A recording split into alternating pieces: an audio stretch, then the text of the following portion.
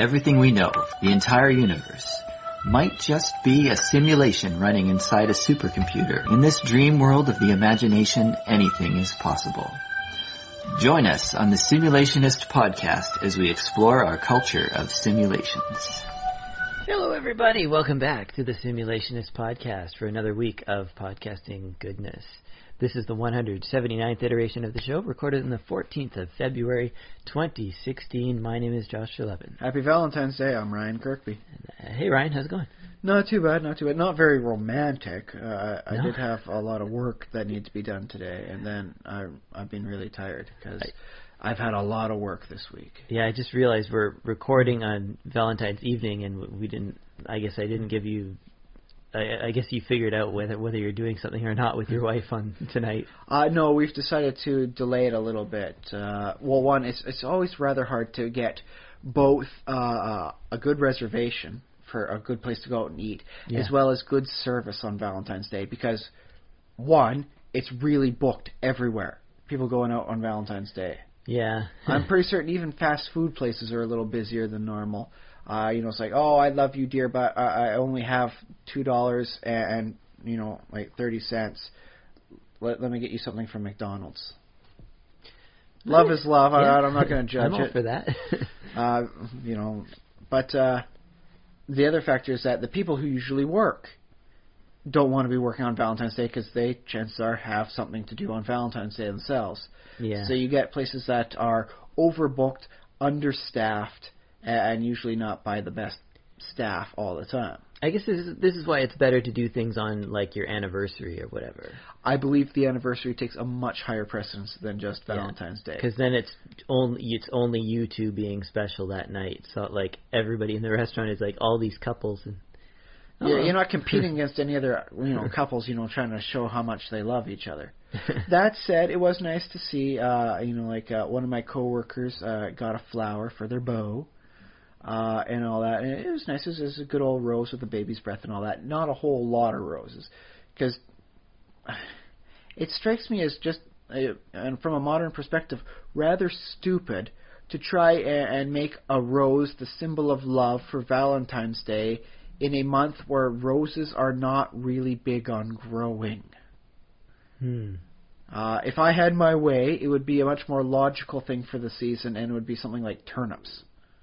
Which admittedly is not very romantic, but you could carve them into a heart shape, and then do some boiled, heart cabbage or heart turnip stew. Do turnips grow on February? I'm pretty certain you can grow turnips throughout most of the year, Throughout the whole especially year? here on the island. They grow anytime. They're so horrible. Yeah, they're horrible, but you can get them any time of the year. It's like that old joke about two people eating at a restaurant. So one person says, I hate the food here, and the other person goes, yeah, me too, but they give such large portions. So, yeah, there's something to be said about, bounty over, desire. Yeah. Which I guess is not really a good lesson to be giving out on Valentine's Day, but whatever, I made it. But yes, we're going to be going on out sometime later on in the week. We're not quite certain where we're going to want to go. I mean, there's some nice places we quite like eating, and any excuse to go eat there is good enough excuse. Yep. Or we could do something special like Montana's. I've been told Red Lobster this year is just absolutely packed thanks to a lyric from a Beyonce song. Oh, yeah? Yeah, I won't repeat the lyric, but apparently if you really want to show how much you appreciate the love of your life, take their ass to Red Lobster. I saw a thing going around. I don't know if we need to repeat this because I feel like our listeners probably have heard this, but... Or it'll be too late and it'll be a really dated reference. Okay, but there was some scientists who let's test Red Lobster and see how much lobster is actually in it. So they tested the lobster bisque, you don't need a lot of lobster in a lobster bisque, though. But okay, continue. Right, and apparently it's not actually lobster, it's langostina, which is pretty much lobster. So lobster's cousin. They're all getting outraged about, it's this smaller bug that lives in the sea instead of the big fat bug that lives in the sea. But you know what? I don't think it matters because you don't need a lot of flavor on a good bisque, like for the main whatever meat it's supposed to be. The seasonings and the butters in there, they make it. Yeah, just lots of salt. like the meat is almost a formality if you're doing it right. It's not that big and important. I agree with you, and that's why I found it amusing and funny that they, did all this testing, and it was such a big scandal that, it's not actual lobster. Well, here's the way I figure it. There's a place over in the town of Trail, BC. Wonderful place. Apparently some water quality issues. History of industrial usage. Mm-hmm. But it's a nice place. Beautiful, especially in the autumn when all the stuff changes color. But they have a place there. It's almost like a converted warehouse into a restaurant. Basically one large room and some side rooms for like special functions, right? And they only really serve you one course. It's 3 dishes for the one course. Roasted chicken, roasted potatoes as well, and spaghetti. And I was shocked to find when I went back there, that's the reception area for where my wife and I got married. And afterwards, we went to there and we had as much as you, because it's an all you can eat sort of thing. So eat yourself stupid, right? And I was shocked to realize when I looked at it, it wasn't actually spaghetti. It was spaghettini. Uh-oh. And it seems to me this is the same sort of thing. It's like, I didn't get outraged. It's like, oh boy, I'm eating something delicious and I know exactly what I'm eating now. So yeah, that was not a paid endorsement. I actually recommend everybody who's like in the area to go eat there. Where? Once. The Colander and Trail. Oh, the Colander. Where my aunt works. Oh, she actually works I don't know if she still works there. Oh. Does she know the recipe? Probably. Ooh. I may have to ask a few favors of you, Josh. I guess, yeah. I'm pretty certain they used the drippings from the roasted chicken in the spaghetti sauce. Okay. Because that is an amazing spaghetti sauce. People around the world try and figure out this recipe for this. No, you know what? Don't tell me. It's nice to know what you're eating sometimes. I don't know it. Well, that's the thing. I was going to try and get you to ask your aunt and all that. But you know what? It occurred to me. Sometimes it's good to know what you're eating. Like, is this lobster or is this other crazy, insects? Okay. Is this spaghetti or is this spaghettini? And then there's sometimes you want to maintain the mysteries. I don't know what it is, but I know it's delicious and I love it. Yeah. So let's keep that romance alive. The romance of spaghetti. Sounds good to me. But yes. In other news, aside from like scientists testing stuff, what's in the lobster bisque, we do have official, proper fiction-based news. Well, we wanted to talk about how that Deadpool actually did really well. Yeah, well, at least the reviews are coming back. The only thing that's not overwhelmingly positive is the warning. Oh God, please do not take your kids to this. There's rated R for a very, very good number of reasons. Okay. Not just one reason, a multitude of good reasons as to why they got the R rating. So yeah, don't assume like, I saw him on like the Spider-Man cartoon, it'll be okay. No. It was rated PG-13. No. It's rated R, and this is a hard R. This is not like a soft R that they said, please put it up to an R. We want to look all, like edgy. No. They earned their R apparently very well. Okay. So yeah. Did you see it yet? I have not yet seen it. Just out of reviews and spoilers. Well, I mean, the Red Band trailer alone definitely said, like, this is not something I'll be taking my daughter to anytime soon. Okay, yeah. I don't care how handsome Ryan Reynolds is. I don't think my wife is going to wind up liking it either. That said, I might have to go and check, and once it comes out into the, the cassette tape stuff, I might pick it up at the library. Okay, yeah. When the waiting list goes down. Right now, I'm pretty certain the waiting list is going to wind up being huge on that sort of movie. Yeah. But yeah, all reviews point to it being wonderful, and like everyone loves it. And so, like I said last week, this is really good for my hopes that other comedic and or violent superheroes could wind up, getting greenlit for their chance to shine. Because DC, they're looking for some way. They're chasing the dragon that is Marvel Cinematic Universe right now, right? Yeah. So what do they have for a hero that is both violent as well as hilarious? Lobo. the Cyrenian, the last Cyrenian who like decided to kill off his entire species as part of a science project. Okay. Like he is, oh my goodness, like how to describe him. Put like a dozen Einstein's intelligences into a biker's head. Because, I mean, he built a motorcycle that he can somehow ride through space and breathe. Like, how does that even work, man? Like, he won't tell you, but he did it. So, there you go. So that bodes very well for him. Ambush Bug, admittedly still a bit of a stretch for like a superhero movie green lighting, but that's one less impediment. It's like, dude, he's every bit as wacky and crazy and weird as Deadpool. And depending how the Suicide Squad movie goes this summer, is it out this summer, or is it just later on in the spring? Oh, I don't know when Suicide Squad is coming. I think it's going to wind up being one of the summer blockbusters, or at least, knock on wood, they're trying. But hopefully this will help put Harley Quinn, or at least a version of Harley Quinn, in a better light for a solo movie. Or maybe not necessarily a solo movie. I mean, in the comics, she pairs very well with a lot of other villains. She does well with Bizarro, Superman, and like when are you going to get a chance to put Bizarro on like the big screen, right? She does very well with Poison Ivy. The fan shippers will tell you why in elaborate detail why they work so well. So I'm holding out hopes for her. I mean, I think she's one of the better chances, and those are all under the DC banner. So hey, fingers crossed, right? All right, yeah. That said, I think over in the Marvel universe, there's a Quantum and Woody series I quite liked that didn't last too long, but I think would make for a good movie. It's about two kids that wind up having like secret scientist dads, and they wind up getting superpowers, but they're linked. And if they don't touch each other, like hand-on-hand contact, every 24 hours they will die. And one of them wants to become a superhero, and he names himself Quantum, and the other one doesn't. But he gets tagged along because he doesn't want to die if the guy gets, kidnapped or in trouble. So he goes along, but he keeps his name of Woody. So it's Quantum and Woody. It was a rather nice series. Didn't get a long run, but I think it would work very well, at least as a one-time adaptation on the big screen. All right. Maybe as a cartoon like Big Hero 6, maybe live action. That's not for me to decide. Okay.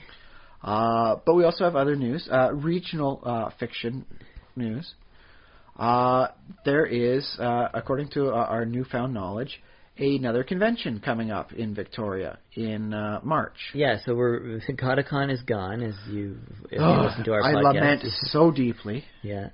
But yeah, it's being replaced by it's a different organization, but some of the same sponsors will be coming in, like as far as other companies in Victoria and stuff. Yeah, it's called Lantasy, like a local area network, and Fantasy combined. And I checked, and there is going to be like an RPG track. Yeah, they have. It's not just although they are trying for a 200-man LAN, so power to you. I guess the center of it is video game related, which is not. We're not too far off that, but I guess you and I it's don't. It's not get our core cycle.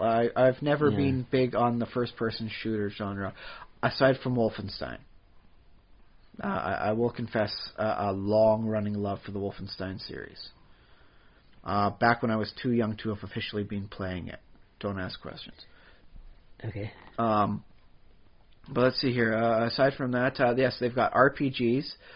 From what I've seen on their website, OD&D, the old Dungeons and Dragons. They've got Pathfinder. They've got the Adventurers League for 5th edition. I believe I saw a 3rd edition one in there. So it looks like there's a very nice range of that, as well as the new Numenera, Monty Cook's new stuff. Oh, cool. Yeah. They've got board games. Board games, They've card got games. Card games. They've also got cosplay thing going on. No store-bought stuff. You got to make it all yourself. Yeah. And $250 worth of prizes. Okay. No nip slips either. That was in there. Do we know when this is taking place? This is soon from when... I'd have to double check, but I believe it's March 13th, 14th on the weekend, okay. Saturday, Sunday. So this is coming up quite quickly. Yes. I don't know how we didn't get more notice on that, but we're in the loop now. We're in the loop, which means you are too. Yeah. That said, don't know if I'll be able to attend, but I'll at least try my best. Yeah, I don't think I'll be there myself. It would have been nice, but yeah. Well, not a lot of planning sort of thing, because they are going to have stalls there for stuff to buy. And if I'm going to a convention, even though they don't have the silent auction, which was always my favorite part of GotaCon, I do like to spend a little money there and help support the people that are putting the money in. Otherwise, I feel like even though I paid my ticket, I feel like I'm not giving back enough, because I want to make certain this sort of stuff happens year after year. Yep. So even if I get something, fun and little for maybe even my daughter, not just something for me.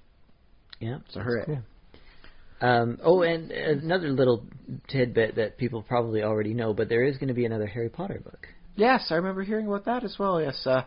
It takes place much later on in the series, which I guess ruins, I guess I should have seen the movies earlier.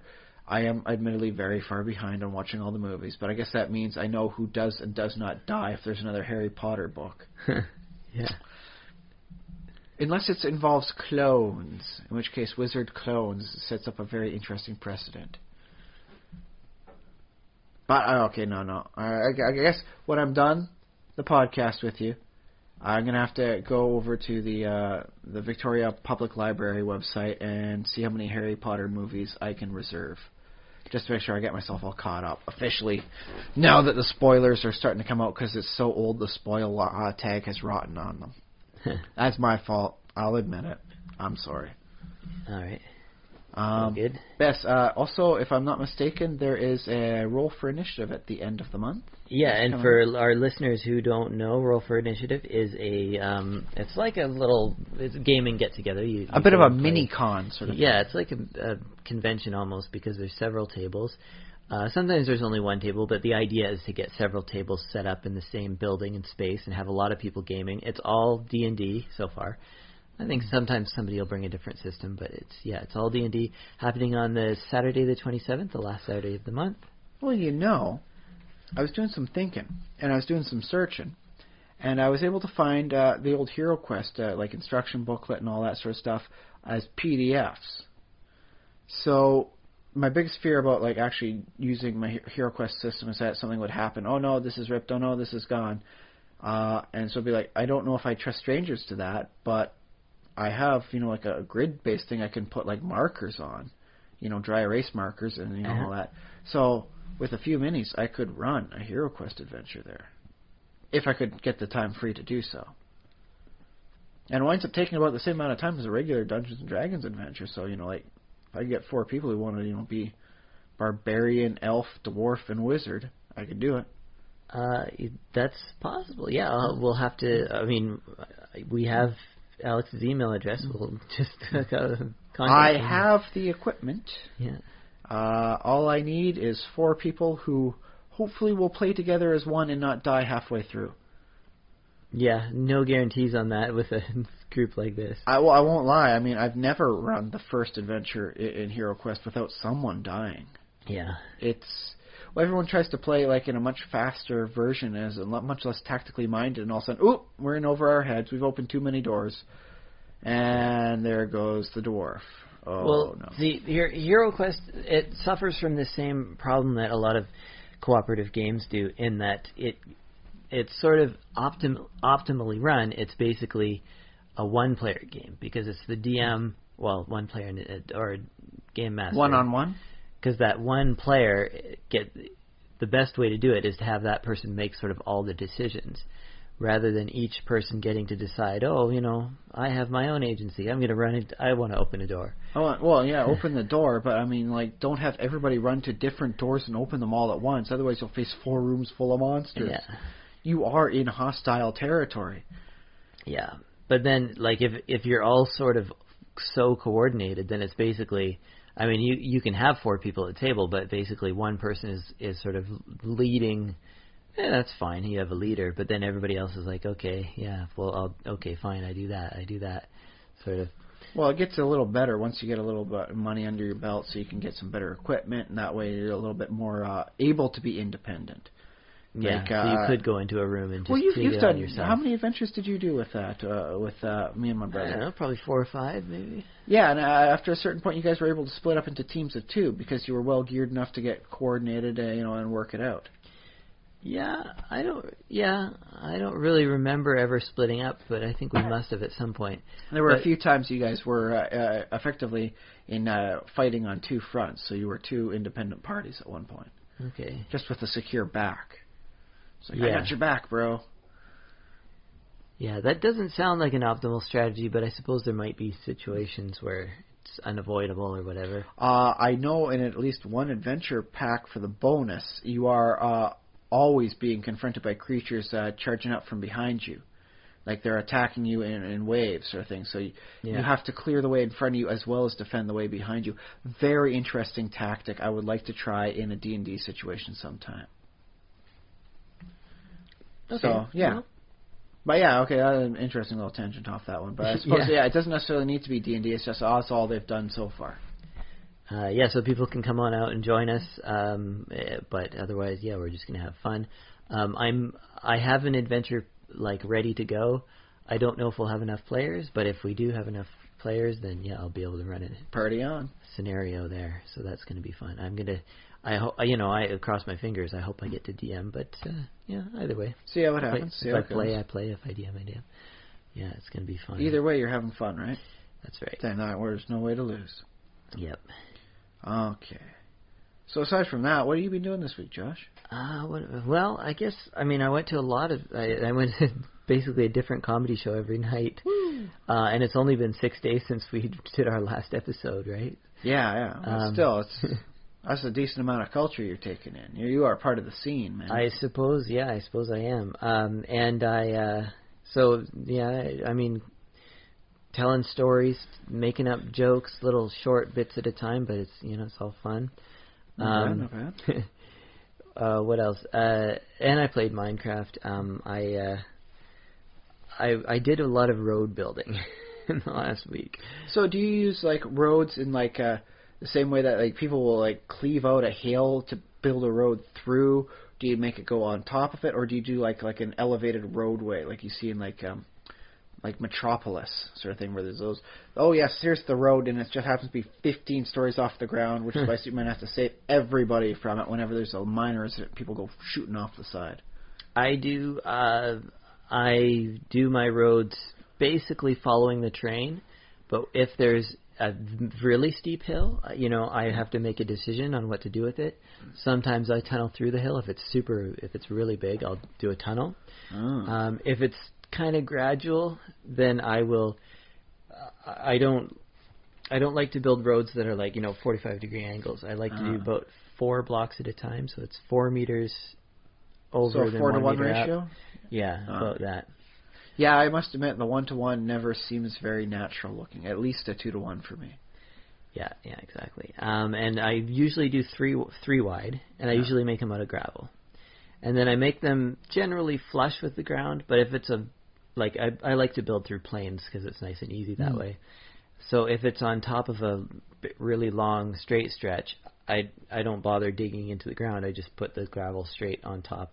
So it's a little bit raised over the rest of the terrain. But other than that, it just looks normal. And then if I have time or if I have the materials, I eventually add train tracks on the top of the gravel. But that's something I'm gonna have to start considering because now that I'm generating my own resources in the game, that's feasible for me. Yeah. Weird.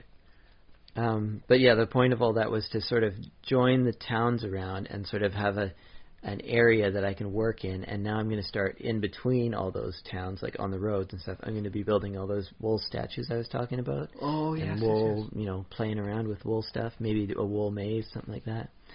Very interesting. Very woolly, but it's, I haven't even got around to doing the wool stuff, but yeah. In that case, I recommend you sleep every night just to prevent, thunderstorms from happening. Yeah. Have you heard about the wool doesn't get wet? Well, the wool doesn't get struck by lightning and have everything burned down. Yeah. Can you imagine losing your entire maze because it all burned down? Yeah, good point. Maybe I should put buffers in between sections or something, of stone or something. Or I suppose you could always put a stone cap on top. Yeah. Or a slab at least, sort of thing. Yeah. Might make for an interesting aesthetic. Have you heard of the mod that puts in meteorites? I think so. Yeah. They're high. They pop down with a decent frequency, and they give you a lot of good ores, sort of thing. But apparently, you play on a map for too long, and it's basically an apocalypse. Everything is destroyed. Right. Which makes me wonder if, maybe I'll try that as like an impetus next time, and see, what's the blast on these things? Like, if I mine out enough iron, could I develop like an umbrella for myself to have where I'm safe, and they just keep rocketing down on my anti-meteor shield? And if so, it's like, okay, what do I do? Do I go down as deep as I can and only come up when I need to because all these darn meteorites? Or do I just harvest as everything goes down? Huh. So I think it might be an interesting, fun play at least once. I don't know if I'd do it for every map, I'll say that. Yeah. Well, I was thinking, if you really love things blowing up, you can just go to the Nether and have ghasts blow your stuff up. I hate their whining. Although, I won't lie, there is things like, you've watched the Yogscast crew, right? Yeah. There's a Mistcraft stuff where you can get meteorites, as well as random explosions. And that adds a lot of crazy unpredictability there. I mean, you saw them, right? They're, look at this, is so happy. And all of a sudden, giant meteorite comes down, everything's on fire. What's happening? Everyone's screaming, yelling, get back to the book, get back to the book. That was good times, man. It perfectly illustrates some of the reasons why Mistcraft mod is considered balanced, even though you can make your own world just loaded with rich ores in the ground. It will kill you. And also, so if our listeners are curious to see some screenshots, I actually posted some on Imgur and forward that to Reddit. But I'll put a link in the description of this one, so you can click on and see the pictures of my sheep pens, basically, and nice. Some surrounding area. It's kind of proud of it. So now, should I be doing the same thing with my current operation? Yes, and if you get some images up on Imgur, and we'll put them or we can put them on our Facebook page or something. Well, at least link it up in the notes on there.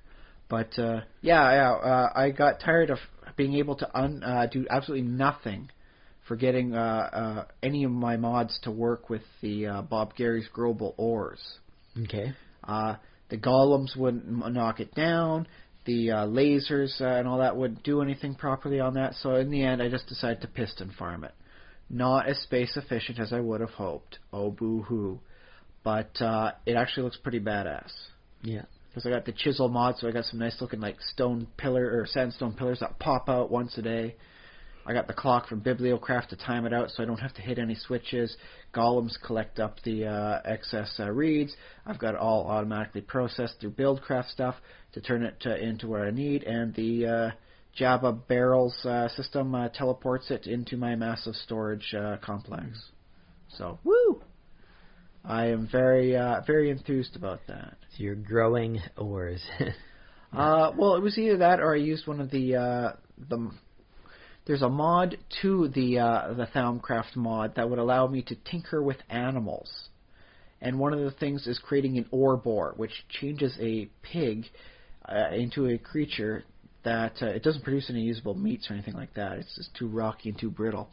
But if you throw down like cobblestone, it will eat that up and excrete ores. And this was just a cleaner version of that, so I didn't have to have golems forever collecting pig poop. And that works for me. And I hope the golems appreciate it, even though they're not intelligent or anything like that. I hope they appreciate what I'm doing for them. My wife quite liked it, though. She said it looked like a laboratory. You're looking all in each area, and there's like a little thing going on in each zone. So, hooray. I'm doing lab work, apparently. Yeah. But it fits into a nice area for what I originally wanted in my massive, complex, my master design I'm building. So even though it's not as space efficient, because I would have had, with the previous version, 9 crops at minimum per level. This one only works with 8 and not nearly as big crops. All right. But I suppose I'll just content myself with the notion that, I'm going to get all the materials I need and then some eventually. I just got to keep playing long enough. So, well, I guess I'll do that. Keep playing. Yeah. Just keep playing and keep playing and keep getting all the resources now they're growing. That said, my ore collection right now sits at over a double chest, so that's going to be at least 8 stories high for my complex of ores. To say nothing, like I don't even know where I'm going to put the animals now. Like I'm going to have to find a new area just to put my creatures. So it's But once I get things set up for all the basic ores, I might take down the ore berries. I can't understand how I keep losing golems through solid stone. I don't know what's going on with them. Well, which is why I'm coding the golems in my current system to only accept the ore in the room that they're in. So that way, once they've collected up the ore reads that they are supposed to, they're not going to try going after anything else. They'll just go to their home base location and stay still. So that will, fingers crossed, hope will minimize the chances of not losing golems through teleporting stone walls or something. I don't know. Okay. Yeah. Other than that, I got a chance to see the old Excalibur movie this week, 1981, I believe. It has a very, I won't say a very young Patrick Stewart, but compared to how old he is now, he's much younger. Well, when did Star Trek start? I believe that was 89. Yeah. So he's a decade younger than that. Yeah.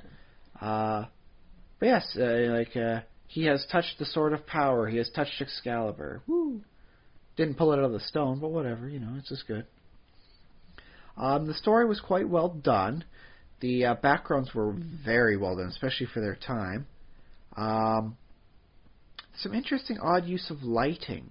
Instead of utilizing some sort of older style techniques for showing magic, would have been putting erasing actually the cell of whatever the stuff was on each square of the tape. The film? The film, yeah. They'd erase each bit by bit. And what effect are they going for? What are they erasing? They're erasing everything on there to create a bolt of lightning. What they'd originally do is just erase bits and bits. You're drawing a lightning bolt on by using an eraser. Yeah, okay, to show the white purity of it. Yeah. Or you could do a cartoon overlay sort of thing. Ghostbusters actually did that. There was no CGI in the original Ghostbusters. That was a cartoon animation. Oh yeah, stuff. like Slimer. Slimer was other CGI techniques. I'm talking more about the proton packs. Oh, those. Okay. Yeah. Whereas to show that Excalibur is magical, what they did was off of the screen they had green lights. And it would glow with a slightly green reflection that would glow on any metallic item, of which there was a lot. There was a lot of knights to be had there. So yeah, it was a little weird, but it worked. I mean, that way you know that there's magic going on. There's that green glow around the sword, apparently, because it's reflecting green. It works. The story, I mean, if you want to know the story of Excalibur and Arthur, this is as good as any. It's not the original story. The original story actually predates Christianity. There's no holy grail in there. It's a magic cauldron that brings the dead back to life. You dip the corpse in the magic cauldron and out they come as alive again. You can understand why the Christians co-opted it for a holy grail. You drink from this much more portable, magic item, and it brings the dead back to life. Is that what it does? Huh. It does a lot of things. Yeah. Does whatever it needs to. It's an artifact of Christ, right? Yeah, I guess so. Yeah. In the movie, it restores Arthur's soul after being betrayed by his wife and his best friend, and then being magically seduced by his half sister. It kind of breaks him on the inside. And he doesn't snap out of it really until the Holy Grail's returned and he drinks from it. Although he does have the good quote, "I didn't know how empty my soul was until it was filled." It's ooh, that's a pretty boss line to be snapping out of a reverie from, man. Yeah, it occurs to me. Yeah, the Grail is problematic because it's a bit too rooted in sort of mythology that sort of comes from our world. They're like, oh, it's the Grail of Christ, and They have this idea of Well, I suppose you could say it's another holy grail. It's not it could be the another holy one. grail. Yeah. But that's why it's funny. That's why I like Lord of the Rings, because, or that's why Lord of the Rings can sort of become popular, is because it's its own thing. Like, it's not connected to anybody's sort of religion or anything like that. Yeah, it's not in the apocrypha of any actual real world religion. So yeah, okay, I can see that. So yeah, it definitely tells the story up until like the whole going to Avalon. They never mention going to Avalon or anything like that for Arthur, but everything else is pretty much there. It's told very dryly, though, I find. Yeah, was it slow moving or what? No, not slow moving. You know, I mean, like decades pass. I mean, it goes like Arthur's entire life, sort of thing, in the span of, I think it's 2 hours and change. So you know, like it takes an entire person's life to tell. So it's not bad in that regard. But I just found you didn't go into the characters as much. Like Lancelot sees Guinevere for the first time, and he's in love with her. She's the most beautiful thing ever. And he even says to her, you know, sort of thing that, you know, like as they're on their way to get her married to Arthur, he effectively proclaims his eternal love for her. Mm-hmm. It's just like why? What about her is so beautiful? I mean, she's not ugly, but what about her is so amazingly beautiful? You would, you know, like renounce the vow effectively to your king of following him and being a decent guy. And he was like the best of the knights. You know, like they even say at one point, like, you know, who here does not think of him as a god? He is the best of the entire round table. Like, what is about her that causes him to drop from grace? Like, I could understand, like, at the beginning of the story with Arthur's dad, Uther. He sees, like, the other guy's, wife dancing, and she's doing I guess a pretty active dance or thing. No lambada, but, you know, there's a pretty good dance. He's like, she's beautiful in her, the way she moves, I must have her. Admittedly, more of a flaw of his personality. He was a conqueror. He conquers, and when there's nothing for him to conquer, he'll find something else. He's made peace with the Duke, and so now there's nothing left to fight over. Oh, hey, look, there's your wife. I want her. She'll be mine. Let's go to war. So you make an argument about like something like he had more like personality depth than a lot of the characters there, because like you could like see him and understand this is a man born to conquer at all costs and beyond reason. This is Arthur's dad. Yeah, Uther Pendragon. Uther, yeah. And so yeah, like you understand why he does these things that wind up leading to his own, you know, like crazy demise. Yeah, but here's, I'm guessing here's what's different about Arthur from Uther, is that Arthur gathers, like, basically these gods, because Uther is a singular, like, he's like, you know, like... He is the warlord, deity, he is definitely high above. Yeah, and if anybody is, like, rivals him for power, he'll take them out or, you know, subject them or whatever else. Oh, you know, yeah, as he says to the Duke, you know, like kneel before me, you know, and follow my laws, and you will have all the land from here to the sea. Yeah, and so he must be the supreme ruler. He's a very I don't know why he's driven that way. They never explain that, but he is, and you can tell. Yeah, it might have something to do with sort of Machiavellian politics, and like you need to project that power in order to hold any power at all. Well, he always, I mean, like even after he was done taking over the land, it's like, your wife is amazing. I will take her as well. Rah. Yeah. Well, it was definitely a deep drive on him, and that shows. It very clearly comes through, and it produces a flawed character. Sure. That is flawed in one way. Yeah. But then what? So great, and yet his flaw was that he didn't have the ability to keep it in his pants. But then what Arthur does is he gathers around all these knights, and yeah, sure, they're noble, and you know, well, but we find out that many of them are just actually human. And he has this ideal of, we're going to have this round table. It's not about me being the king of everybody. It's not a teardrop table. I'm not at the head of it to any degree. Yeah. We're all equals here. That's a pretty boss concept, I must admit. Even today, it's still almost revolutionary. And the only thing sort of to keep them in check as far as, like, ambition is, like, why don't I just kill this other guy? Chivalry. The only is their code, is their knightly, like, well, we're knights and we're above that. But the fact is, they are like maybe chivalry isn't exactly matching to reality, and maybe there still is sort of lust for power and for lust for women and all that within individual knights. To be fair, there was lust for men. The love was returned for Guinevere. She went to him in the end. But Uther was you got to conquer. Arthur started off, he pulled the sword in the stone because he was looking for his brother's sword. It was a big old tournament. Who gets the right to try and pull the sword from the stone?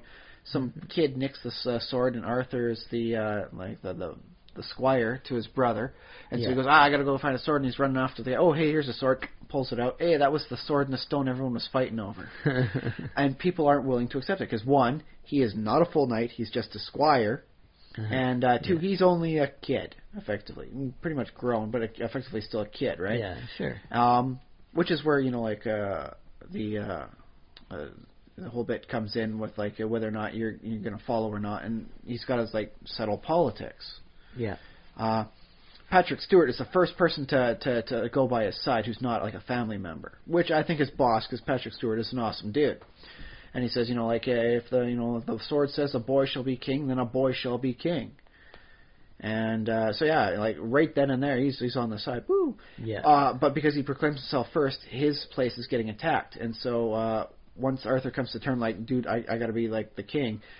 You're, the person who's sworn allegiance to you is getting attacked. Well, we got to go defend, him and all that. Yeah. And so he defends him from the two knights that didn't want to, accept, Arthur as king. But here's the thing. He says, he knocks the guy down, one guy down off the horse after securing the castle up properly enough. And he's fighting, and he says, I have need of a warlord such as you, in the coming fights, serve me and become one with my greatness and all that fun stuff. And the guy says, I will never, yield to a mere squire. And then Arthur gives him Excalibur, the sword, and says, then knight me and accept defeat from a fellow knight. He gives him the sword of power, the sword that's caused all this, ruckus and thing, gives it to him for knighting. And there he stands in a deep in water. Guy could have run him through, taking the sword as himself. But the concept of him being so noble, so trusting, and so grand with his vision, immediately and so pure, got him to people to kneel. And so he was a leader, not a warlord. And that I found was an amazingly good scene. Because the guy's holding the sword in his hand, and you know it's crossing his mind, dude, I could stick him like a pig and be done with it. But he doesn't. And he knights Arthur as, from the font of, as only a knight can make another knight. You can't just proclaim yourself one, right? Okay, sure. And so, with Arthur knighted, he's now an official knight. It's okay to, accept defeat from a fellow knight. And then they wind up, here's the warlord that helps Arthur take over, the myriad areas that are fighting one way or another against him. So that was very nicely told in some scenes, but I did find it dry. There wasn't a lot of things where you got to see the character of each individual person. Oh yeah, so it was sort of telling almost a historical, documentary. I guess it is pseudo-historical, but yeah. Yeah. As I'm watching it, and I'm thinking to myself, dude, if they remade this now, they could make it a trilogy. It would be boss and all the characters you'd learn to love or hate for their various reasons. Yeah. You'd find a reason. A legitimate, I can understand why Lancelot likes Guinevere so much. As it was, just because she's a pretty face. It was just, I found that to be okay, I will accept it, but only at the C- grading level. This is only barely a pass on here. Well, I'll ask you this, too, about the relationship between Guinevere and Arthur and Lancelot. Who does Guinevere love? She loves them both. Okay. She was just swoons over Arthur. She was the daughter of the guy who first proclaimed. I can't remember his name. I'll call him Lioncourt. It was something like that. But yeah, it was Patrick Stewart. Okay. She was his daughter sort of thing. And so when Arthur comes, he's knocking over things. He's, you know, like taking down the barricades, climbs up the wall, fights next to her dad sort of thing. They saves each other's lives. Then he goes down to fight the knights, you know, like, you know, just hops off the side of a ladder and just takes it down into like the moat down by there. And so he really manages to you know, look like quite the dashing hero in this sort of scene. He does take injuries from it though, and so she winds up nursing him back to health. So, you know, it's kind of a, you know, like a nightingale sort of thing going on there. But she does love him. Yeah. So this is what I like. But apparently, you know, like Lancelot was just like such an amazing like hunk of man meat, you know, in shining armor, that like how could any lady refuse such wonderful perfection?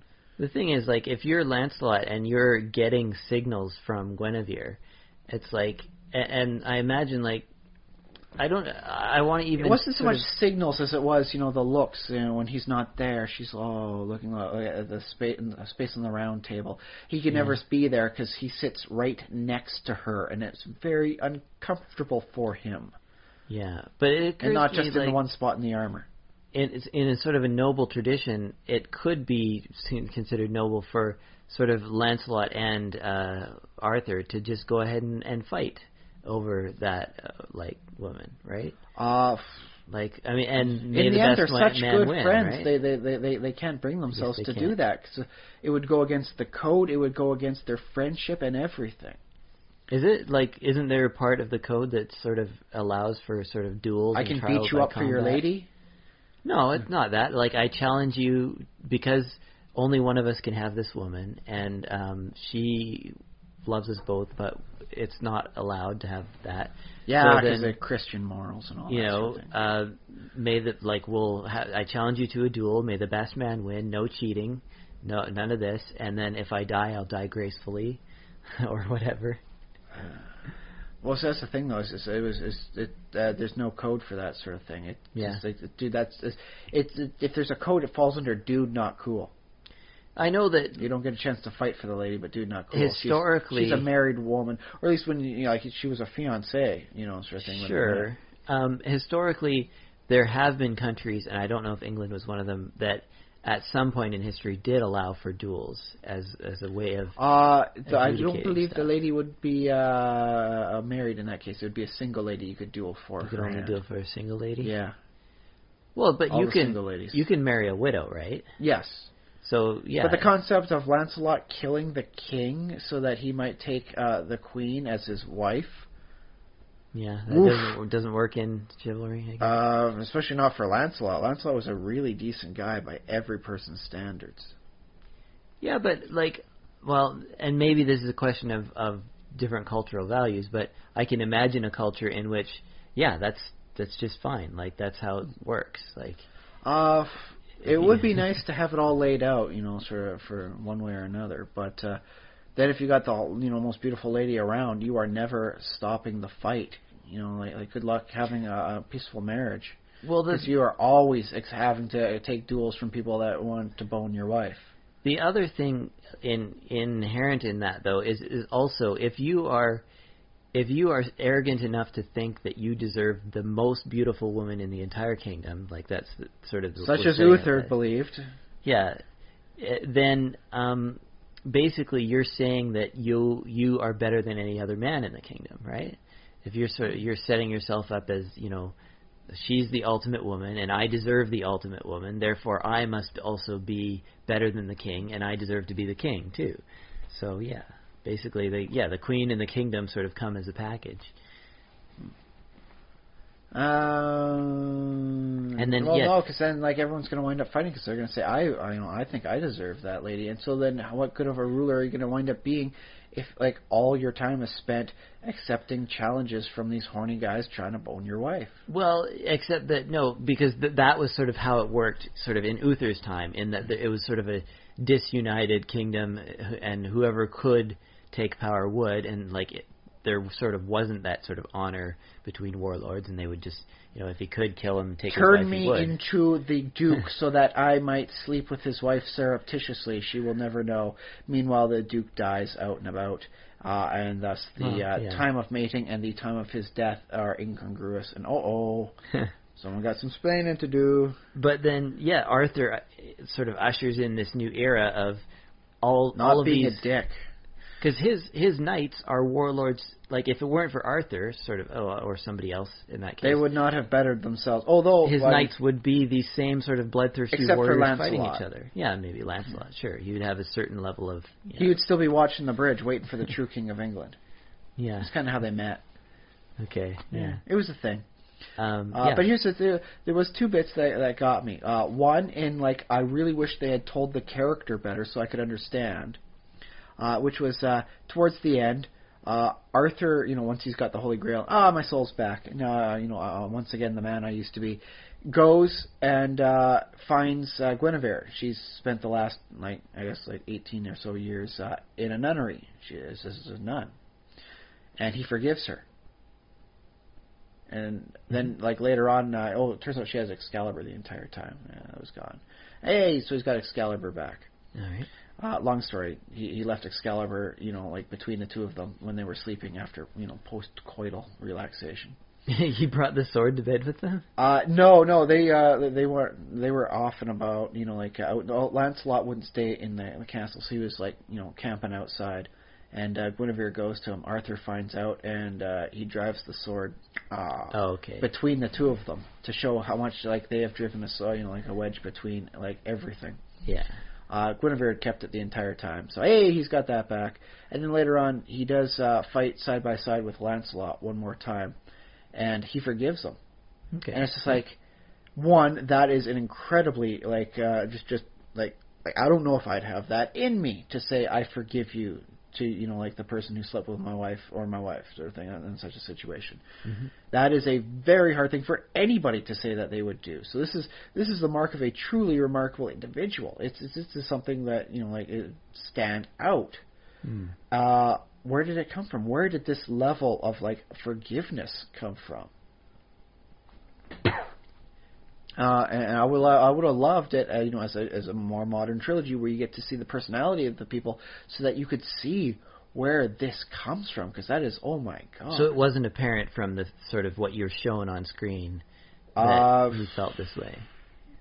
Because I can make up a story you were saying before, Lancelot and Arthur, they liked each other. They were the best of friends. Yeah. So if you can find an excuse to forgive your friend, then you will. But that's a pretty nasty transgression to forgive. Yeah, but admittedly, time heals all wounds. So maybe there's something to be said about you'll understand when you're in your 50s, sort of thing. How much easier it is to forgive when you realize you don't have so many decades ahead of you. Yeah, let alone a month or so ahead of you. The other thing that happens in a story like this is it's a transgression on two levels, because it's a transgression sort of against the law and against the order of the kingdom. And it's also a personal transgression, and maybe the personal transgression, maybe that isn't that egregious necessarily. I mean, yes, it's bad. You're my best friend. She's my wife. Yeah, but I mean, you're boning nude in the woods, like freaking animals. It's not even in it's not even in another room somewhere. Granted, it's not in his castle. It's not in Camelot. So, thank goodness it wasn't right under his nose, right? Yeah. But they're still out in the woods like a pair of like horny monkeys. Yeah, but I mean, it's bad. I mean, sure. Yeah. But there's two levels of it. It's treason against the country, and that's one thing. Well, it's against the God too, because it was a Christian. Against God, yeah, all that stuff, adultery and all that. But I would have liked to have seen where that came from. Where would such a thing come from? Such a level of forgiveness. Yeah. Okay. Which would be nice. Well, but here's another thing. Has Arthur ever? I don't know if it's in this story, but has Arthur ever gone on the receiving end of forgiveness? Did he ever do something really horrible? Well, now that you mention it, his first fight with Lancelot, he utilizes the power of Excalibur to change his loss into a victory at almost the cost of Lancelot's life.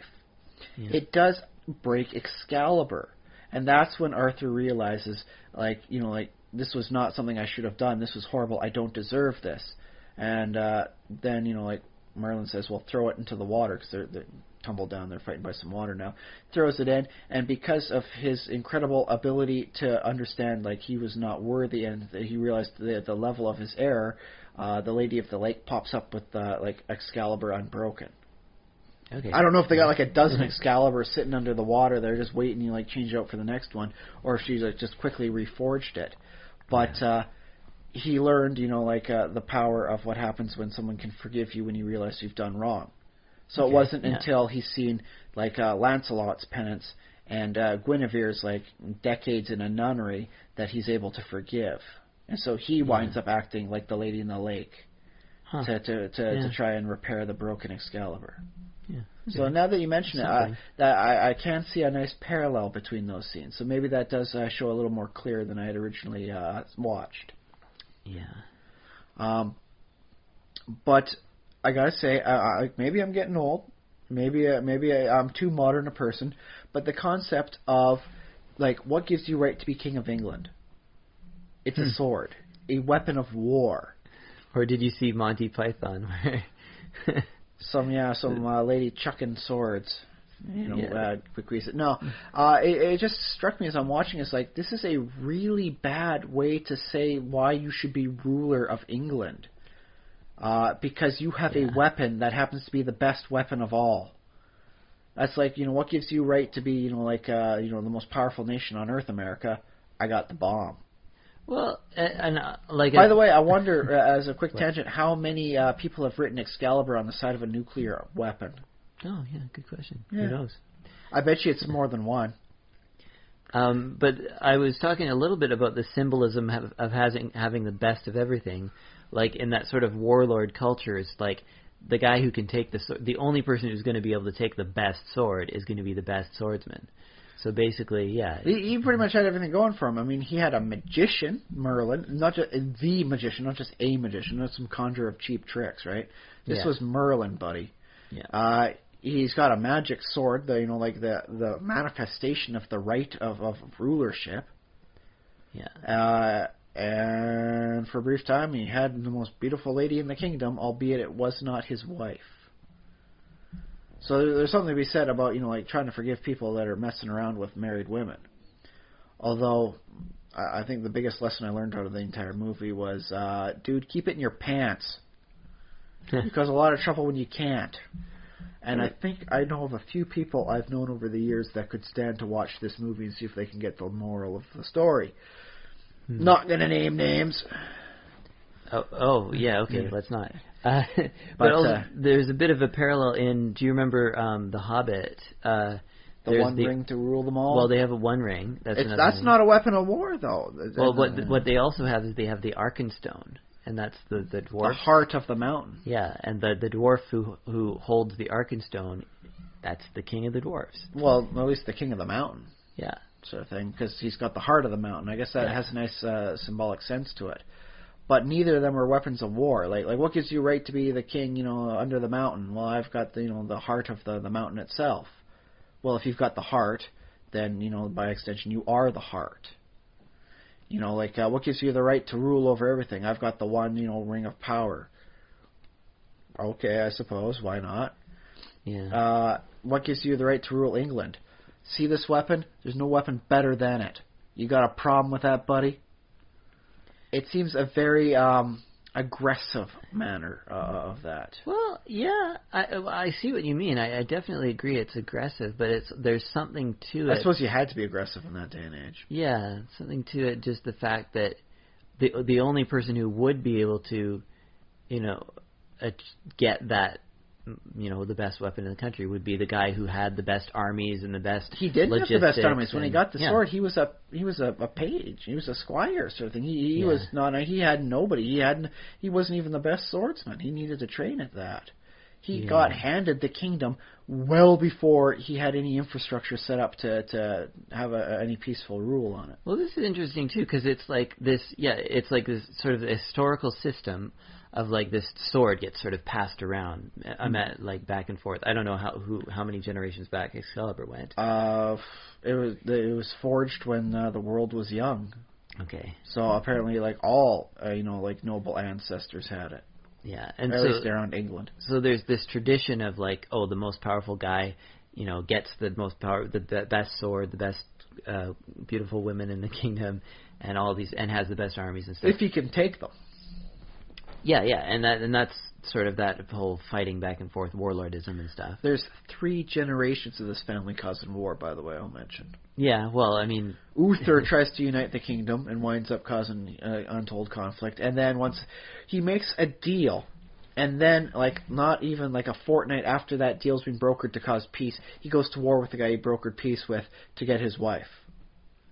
So, yeah, there's a whole lot of fighting going on there, a lot of death. Arthur has to secure the throne. That goes not bad. They did have a number of years of peace going on and good prosperity.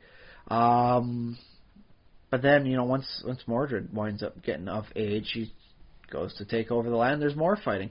3 generations of the family. In order to get any position of rulership, you had to fight for it. That is not a stable system of government. This is a very, very poor government system. Yeah, but I'm picturing before that, it's just more fighting. It's just more and more of the same. Like if you go back in history.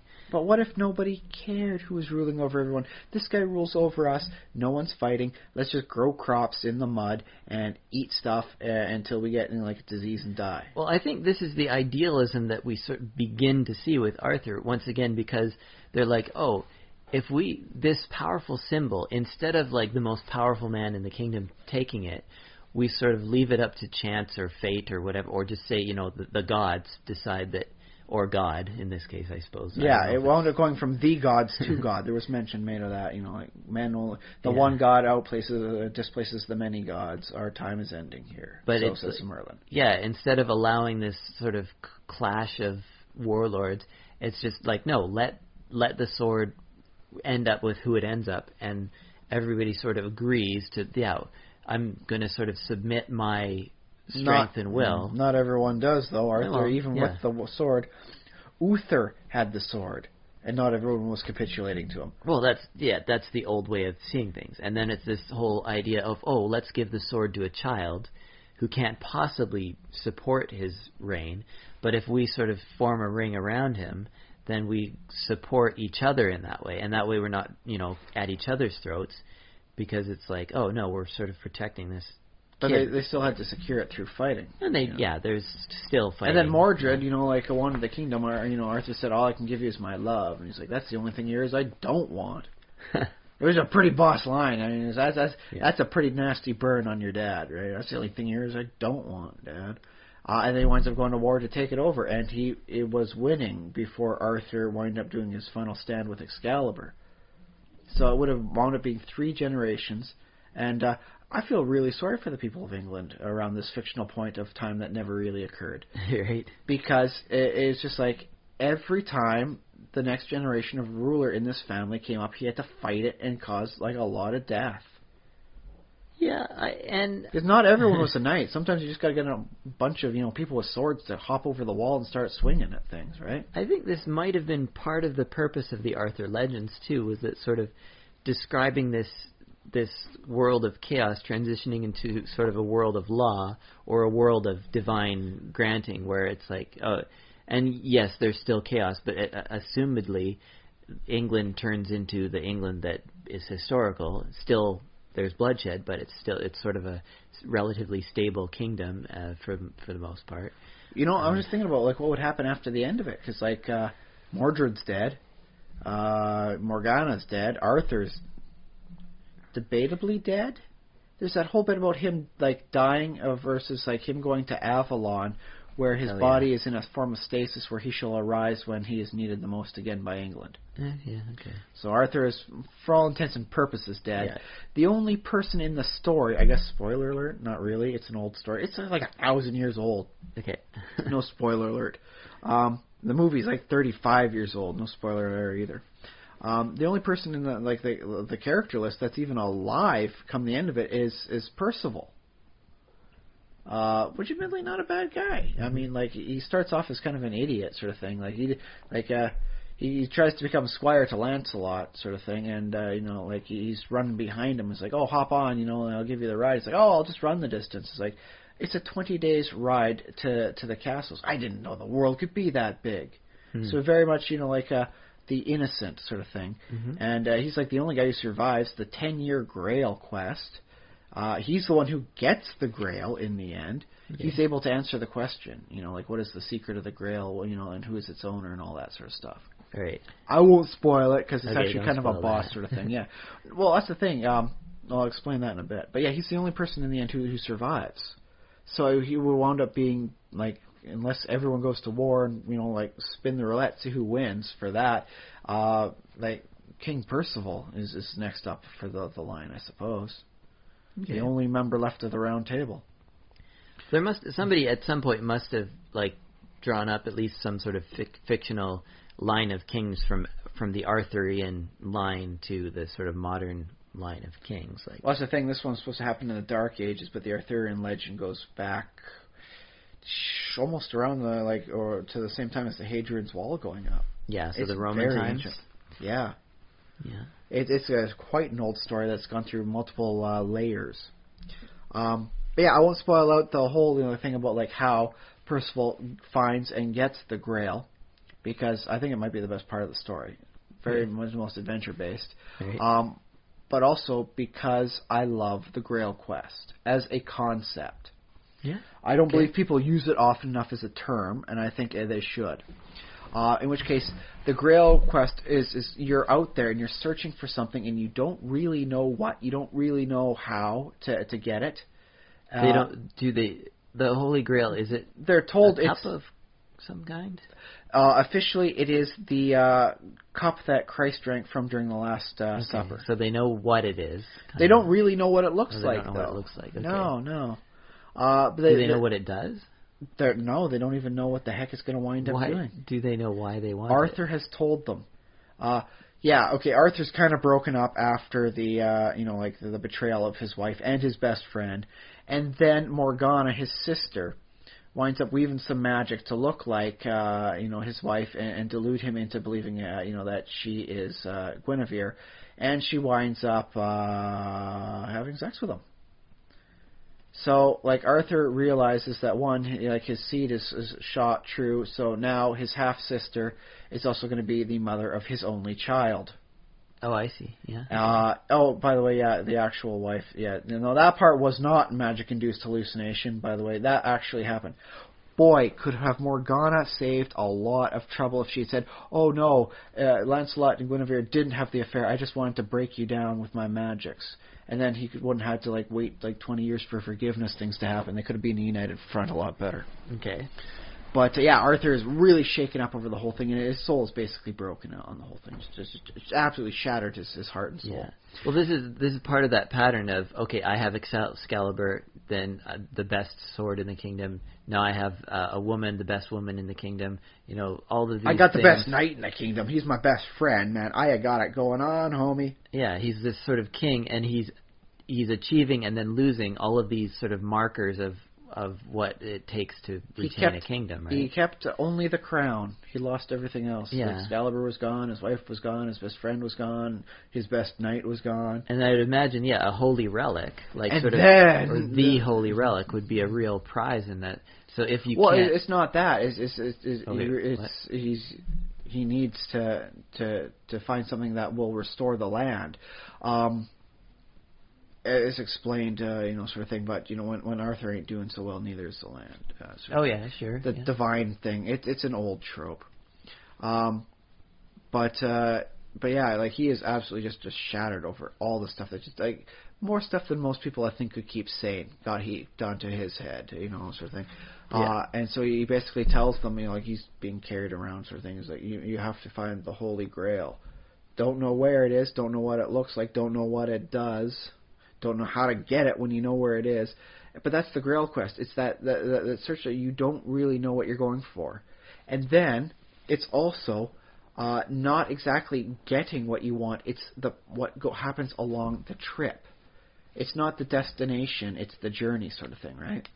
Mm-hmm. And so you could say, what's your Grail quest, Josh? And it's like, this is my goal. But it's not really about getting your goal. It's about what happens along the way. In which case is told by many, many, many movies. Yeah, sure. That is a very common thing, and in which case they almost never refer to it, but it is a Grail quest. You have a goal, and what happens along the way is your Grail quest. Yeah, you think you want something. You don't even know what you want sometimes, but you've got a goal in mind, and it's about learning how to, achieve it and what it all does and how it changes you in the end and all the experiences you go through to get it. That's your Grail quest. That's your big story you wind up telling, to your grandkids later on in life. Yeah, and I mean, suppose he went on a quest for Excalibur, and he was, actually looking for Excalibur. It was handed to him, right? Yeah. So if it hadn't been, and he had to actually go through the trials of trying to get it, and then in the end, I don't know, it fell in the lake and didn't get retrieved or whatever. But he deserved it. He would have still done those deeds to get there, but yeah, he wouldn't have just received the reward. So he'd be the same man at the end of that. Just not. He's the man who was ready to be king. He does it. It was never really about having Excalibur, the sword, that made him the king in this sort of case. It was about going through the trials to become the man who should be a king. Yeah. In which case, you could make a thing about him never actually getting Excalibur, or Excalibur not being a magic weapon.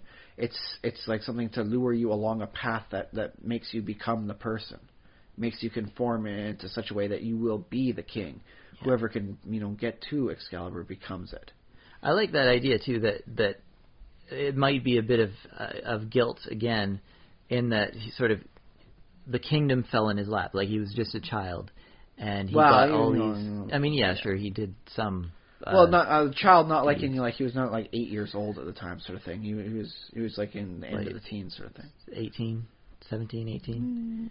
What's the thing? It's kind of hard to tell. Is it supposed to be based off the age of the actor themselves, or was it, is he just a really tall youth in this case? Wink, wink. Don't ask questions. Yeah. Well, I mean, there are tall 18-year-olds, 17-year-olds.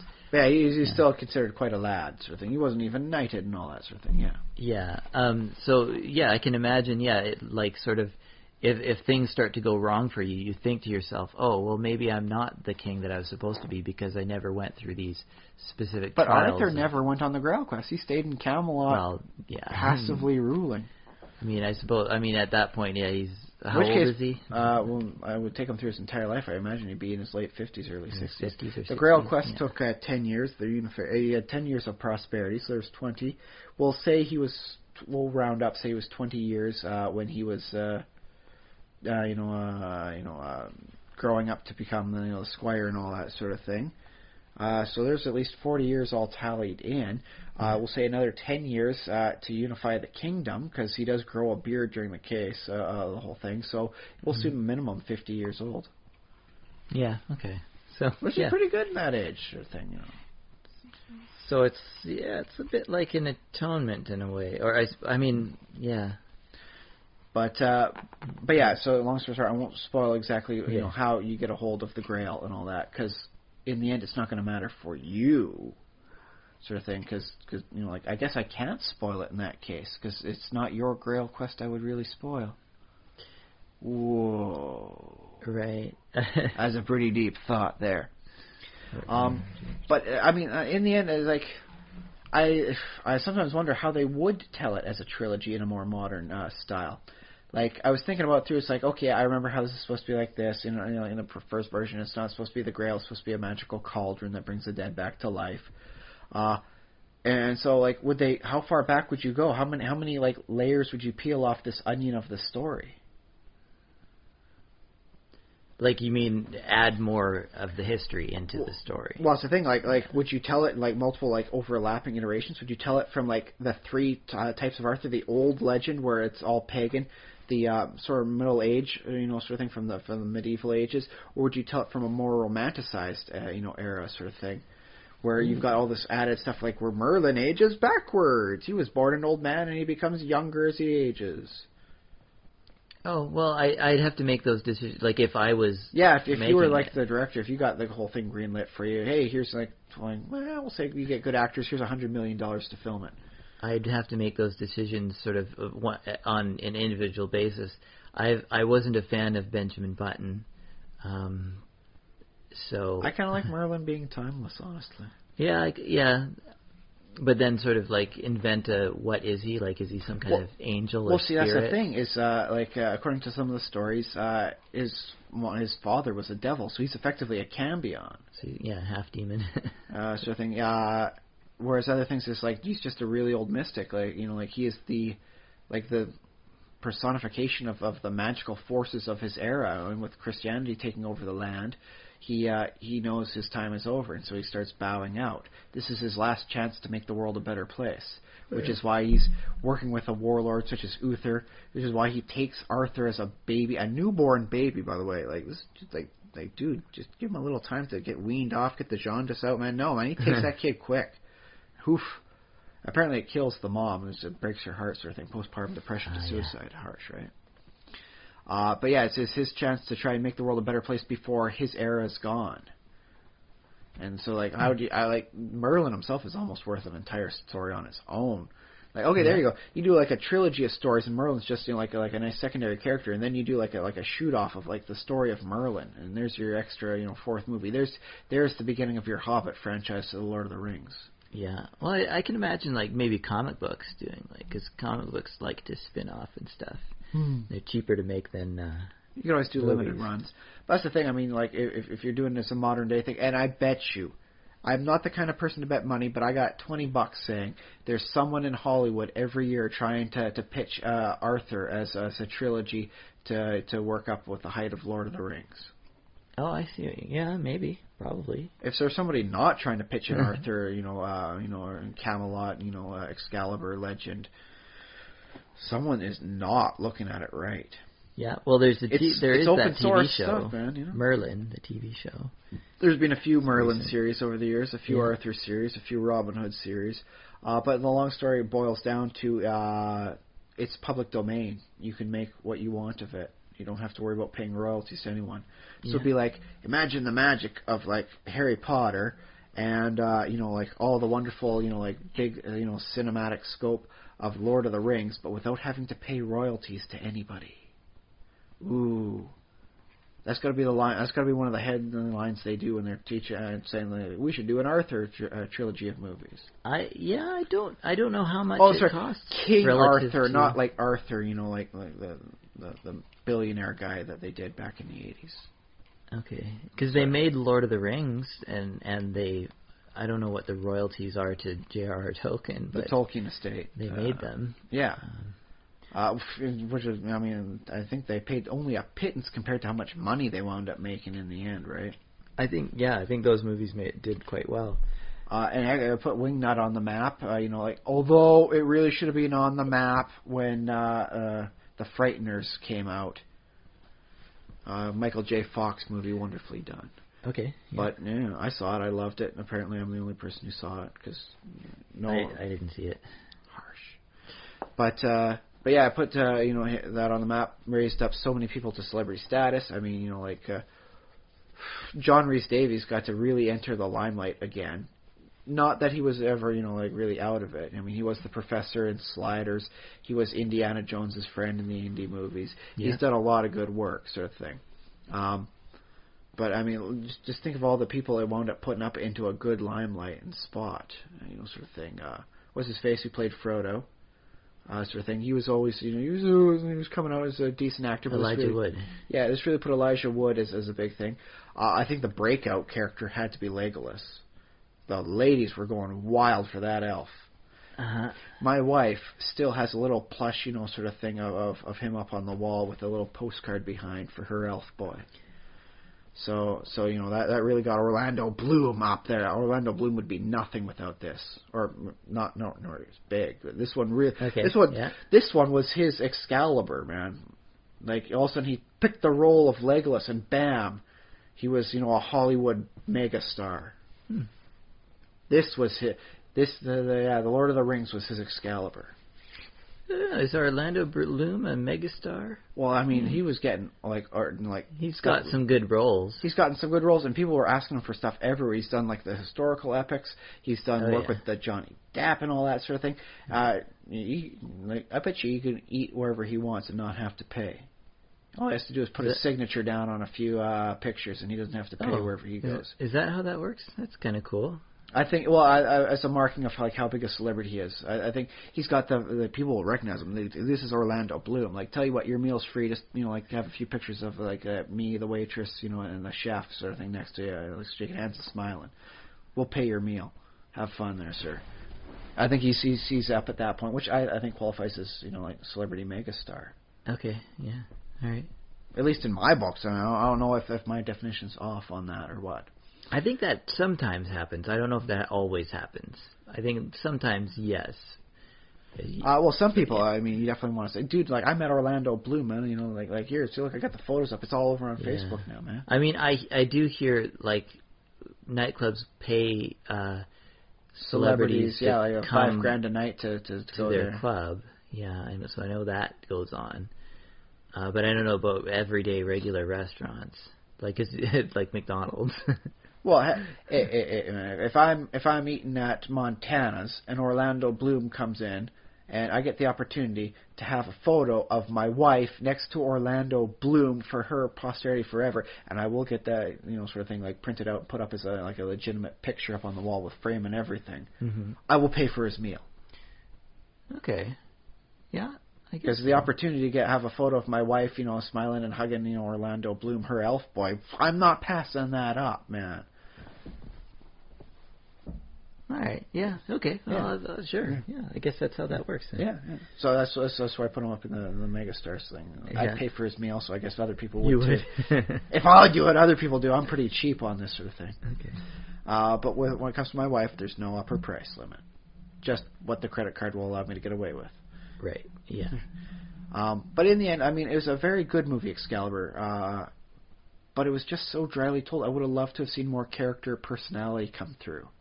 Okay. I could only guess that what Merlin was trying to do to create a unified England was his last attempt at making a better world before his time had gone, because he saw the encroaching Christianity.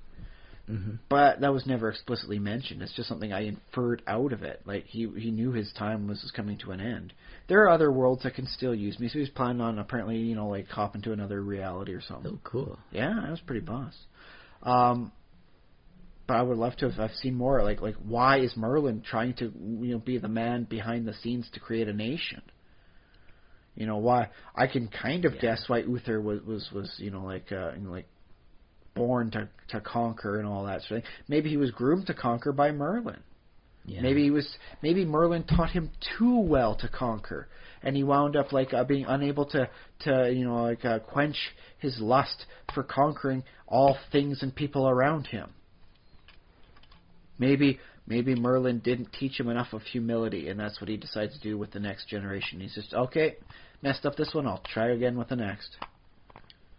Yeah, that's conceivable. I think this is part of the problem with like stories that you adapt with like a rich source material, like King Arthur and stuff, is that there's a lot of story stuff. So as a writer, you feel like you have to put it all into the one movie. Whereas, which is why trilogy, baby. Yeah. Get 6 hours to tell it, not 2. Yeah.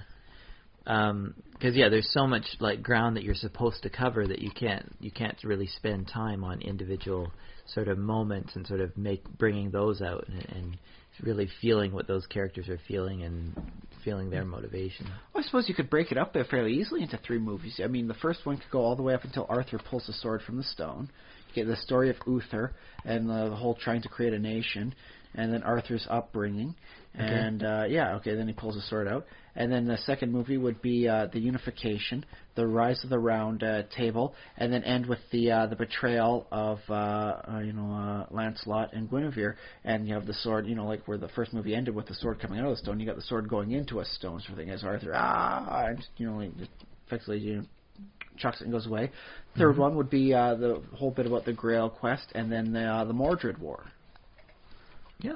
And then I would like to have a proper ending with Avalon, so that we could have a definitive source as to what the heck goes on with that place. It is apparently a mystical isle where time doesn't really flow the right way, so a wounded Arthur could stay there and have his wounds slowly heal while he doesn't age.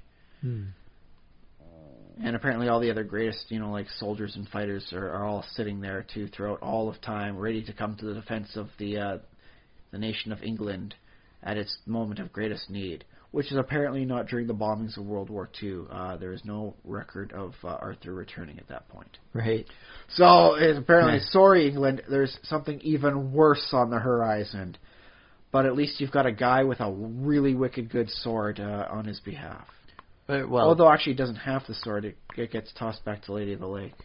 Didn't maybe there's no record, but maybe it sort of happened unseen or something, or like maybe some Nazi guns got jammed or something.